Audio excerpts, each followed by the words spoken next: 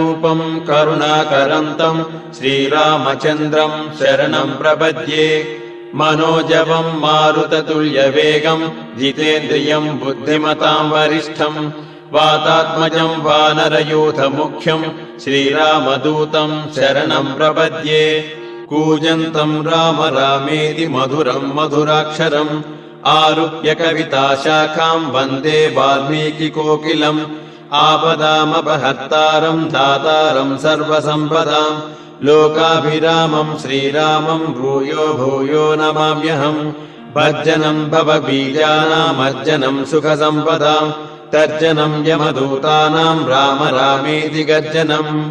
रामो राजमणिः सदा विजयते रामं रमेशं भजे। रामेणाभिहता निशाचरचमू रामाय तस्मै नमः।